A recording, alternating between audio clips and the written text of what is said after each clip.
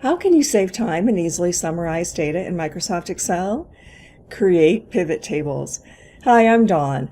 In this online training, we'll look at the key steps to get started to create, format, and modify pivot tables in Excel. A pivot table is an interactive table that summarizes, organizes, and compares large amounts of data in a worksheet. With it, you can quickly slice and dice your data. You can examine the data for similarities, differences, highs and lows. The data a pivot table is based on is called the source data, and each column in the data represents a field or a category of information which you assign to different parts of the pivot table to determine how the data is assigned. With a pivot table, you simply drop the data into one of four areas. You don't need to use all of these, but they include row labels, values, which is something that you can quantify.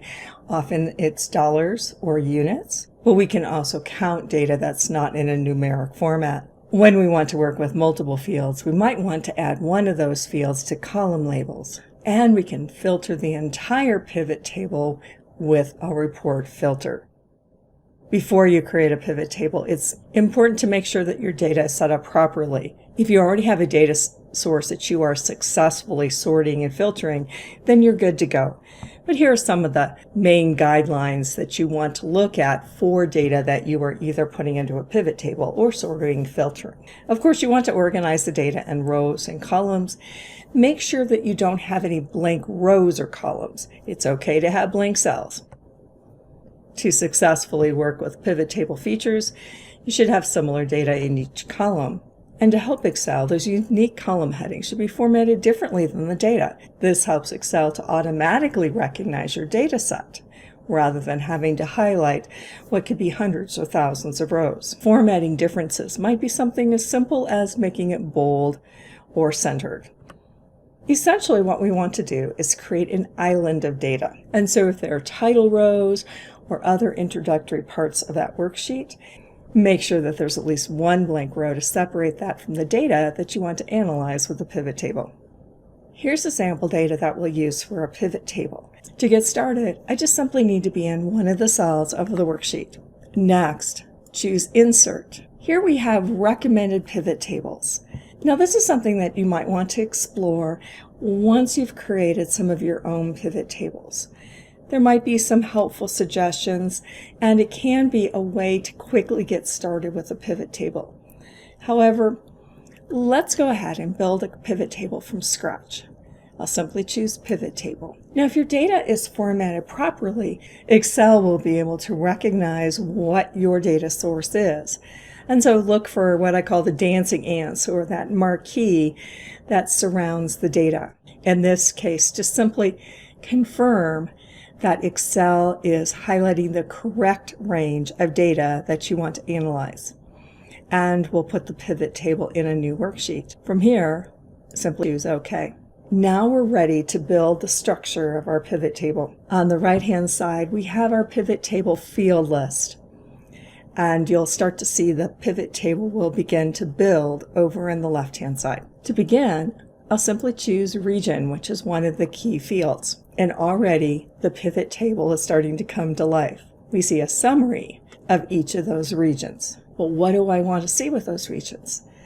Well, I'd like to summarize my total sales. I'll simply click Totals.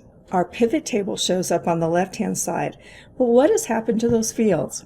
In the bottom here, we see that our region has moved into the rows quadrant. And because our totals have a numeric value, they automatically moved into values. So we already have a pivot table with just a few clicks. One of the first things I'm often asked about has to do with the formatting of the values. The original data source was formatted with an accounting format.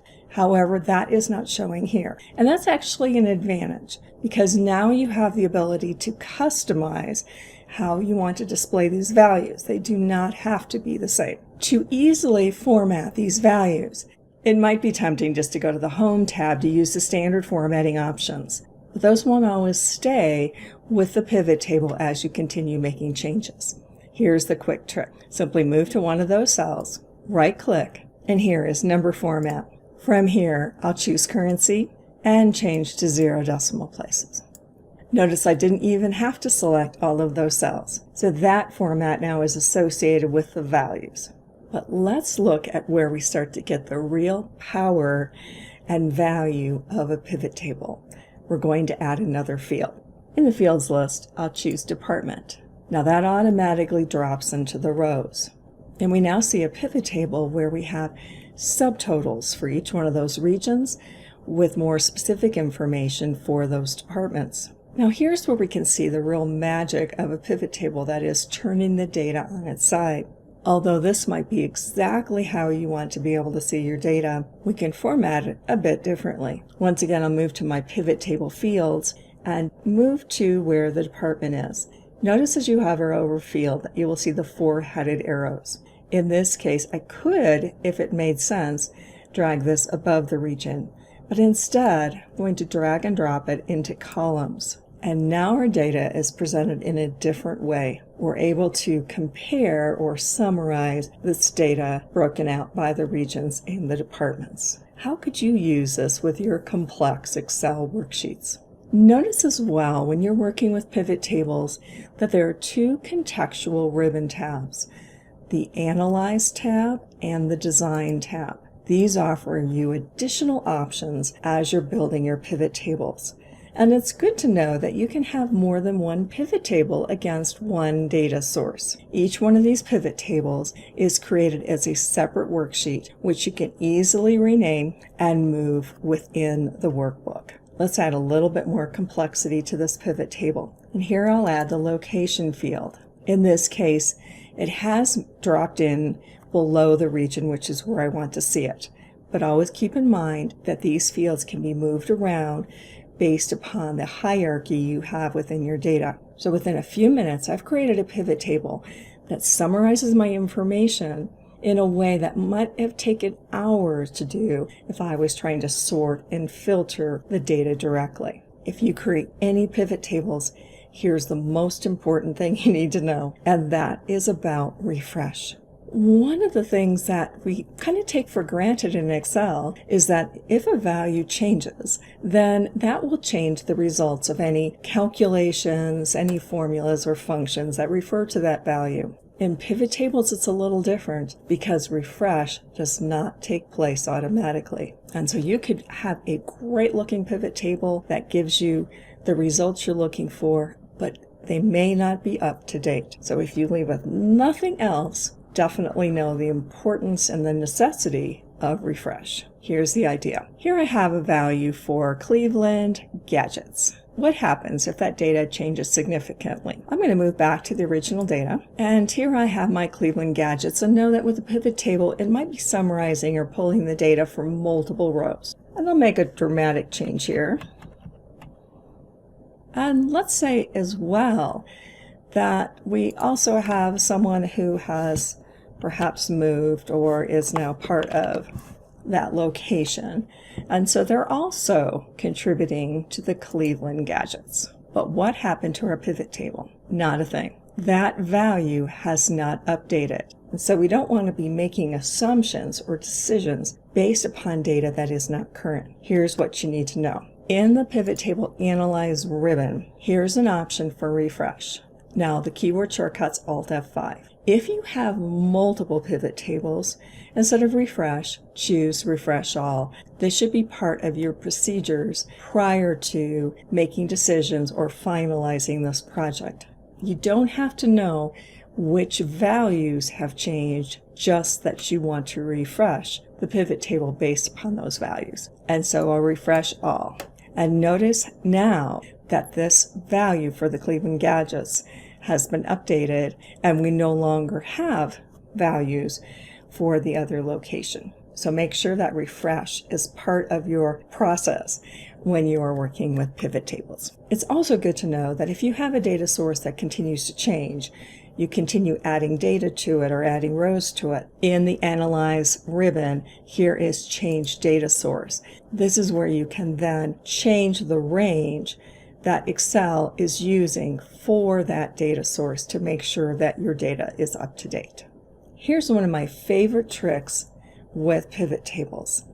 Have you ever had a need to maybe extract just certain rows from your data source. We could do that by copying the worksheet and then sorting and deleting those rows we no longer need. But it's so easy once you have a pivot table. What if we're asked, where did the data for Chicago come from? What are those data records? All we have to do is move to one of those values and double click.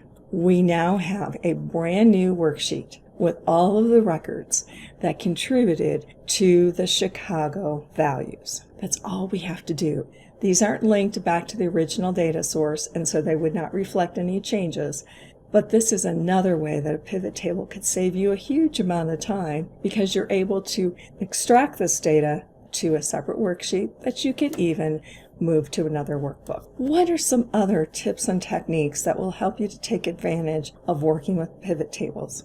One of the things that we see here, because we have multiple rows in our pivot table, we also now have groups. Notice the minus next to our regions. This gives you the option to collapse. By simply clicking on the minus, we're able to collapse that particular section if we don't need to see that detail. And we could do that individually. I'll go back to the plus to expand it. Or if you have that highlighted, in the Analyze tab, we have an option on the left-hand side here, and it may show differently with your resolution, and that is, I'll simply collapse the field, and all of the regions will be collapsed. This gives us a different way to see the information while maintaining the structure of the current pivot table. And we can go back and expand that as well. Another feature to explore are those options under the Design tab. For instance, you can choose different pivot table styles, perhaps something a little bit more dramatic, or you could go to very basic options as well. There are also choices related to how you want to see those subtotals, perhaps at the bottom of the group rather than the top of the group. Do you want to see grand totals? And there are a variety of different options for the report layout. Let's wrap up by looking briefly at some of your options for sorting and filtering. Notice for each of these pivot table fields that there is now a drop-down. And so for this option, for instance, for my regions, I can simply select that and choose, for instance, that I want to see only certain regions. And so now we've easily been able to filter that information. The same thing could be true as well for my columns. Here I'll clear the filter. We also have some options for sorting. Currently it's sorted by the regions and then the locations within those regions. But instead, if we wanted to sort by the values, simply move over to that field, right-click, and here is sort. And maybe I want to see this from the smallest to the largest. And so within those groups, we would see the data then sorted based upon those values rather than alphabetical. Let's finish by looking at the report filter. In this case, I'm going to move over to my pivot table fields and uncheck the region. So I still have a pivot table. It's simply showing the information by the locations and by the departments. But I also could have simply moved the region. And in this case, I'll simply move the region to the report filter. And now we have a filter that's not part of the pivot table, but it can be used to filter how we see the pivot table.